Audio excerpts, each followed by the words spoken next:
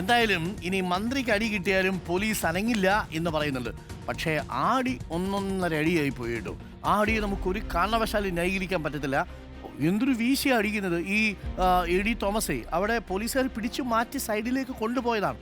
അപ്പോഴാണ് വണ്ടി നിർത്തി ഈ മുഖ്യമന്ത്രിയുടെ കോൺവോയിലുള്ള പോലീസുകാർ ചാടി ഇറങ്ങി വന്നത് വലിയ ബാറ്റൺ കൊണ്ടടിക്കുന്നത്. ഇവരെന്താണ് മുഖ്യമന്ത്രി അപായപ്പെടുത്താൻ പോയി? ഒന്നുമില്ലല്ലോ, ഈ കറുത്ത കൊടി കാണിക്കാൻ പോയി.